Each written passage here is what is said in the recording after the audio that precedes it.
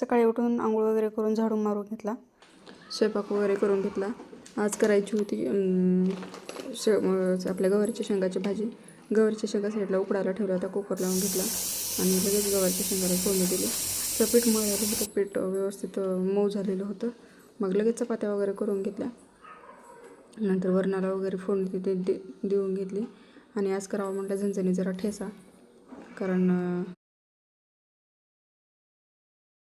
हे कच्च्या हिरव्या मिरच्या वाटल्या, त्याच्यामध्ये लसण, हिरवी मिरची आणि कोथिंबीर टाकून वाटून घेतलं आणि याच्यामध्ये जिरे, मोहरी आणि टोमॅटो टाकलेला आहे. कढीपत्ता टाकल्यानंतर थोडा व्यवस्थित परतून घेतलं. टोमॅटो पूर्ण मऊ होईपर्यंत ह्याला हलवून घेतलं आणि हे झाल्याच्या नंतर मध्ये आपण वाटलेला ठेचा टाकला. मिरच्या कच्च्या टाकलेल्या असल्यामुळं त्याला जास्त वेळ आपण शिजवू द्यायचं. व्यवस्थित बारीक गॅस करून मंद आचेवर शिजवू द्यायचं. बारीक गॅस करून झाकून ठेवायचं. आता याचा बघा कलर जोपर्यंत बदलत नाही तोपर्यंत ह्याला शिजवत राहायचं.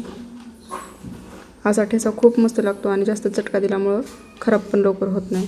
त्याच्यात चवीपुरतं मीठ टाकून घेतलं मी आणि नंतर थोडंसं मग झाकून वगैरे ठेवून त्याच्यामध्ये थोडं कूट टाकलं. तोपर्यंत मी ठेचा शिजूपर्यंत भांडे वगैरे घासून घेतले.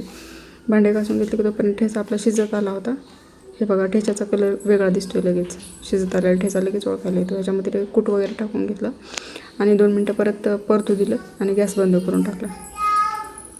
हे बघा शिजल्याच्या नंतर ठेच्याचा कलर एकदम वेगळा दिसतो, असं काळपट काळपट दिसतो आणि ठेचा एकदम चविष्ट लागतो. चपातीवर सुद्धा आपण खाऊ शकतो हा ठेचा.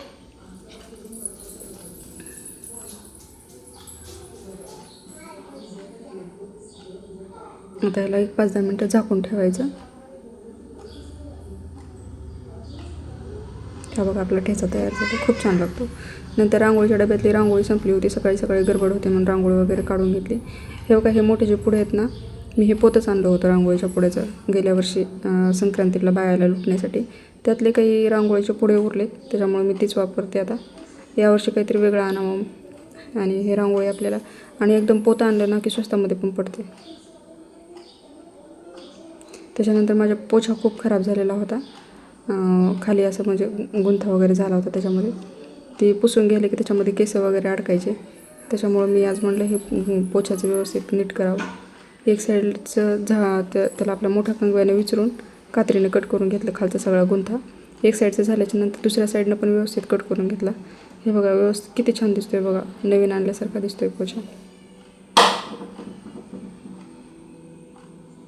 हे अशा गाठी गाठी झाल्या होत्या, ह्या गाठी काही निघत नाहीत आणि खालचे कुजलेले तुटत पण होते. म्हणून असं करून बघा. खूप दिवसाचा पोछा आहे माझा, काहीतरी 2-1 वर्ष झालं याला. आणि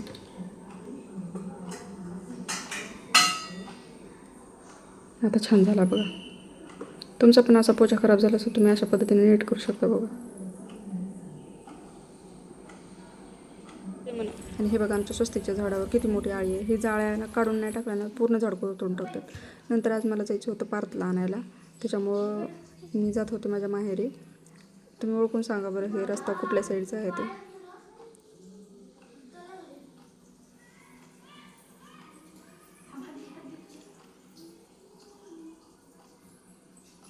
नंतर पार्थला आणायला घरी पोहोचले मी. हा बघा आमचा पार्थ कसा बोलतो. नाही मग बघा कसे नखरे करतात. झोपेले कशी ती झोप दाखव बघ.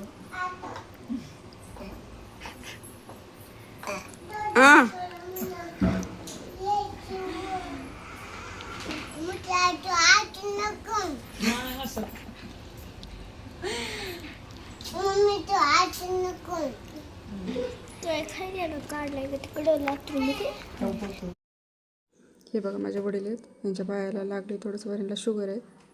आणि बघा पार्थ त्यांचा रेखरी चालूच आहेत. नंतर आम्ही एस टीमध्ये बसून आलोत गावाकडे, आमच्या घरी आलोत.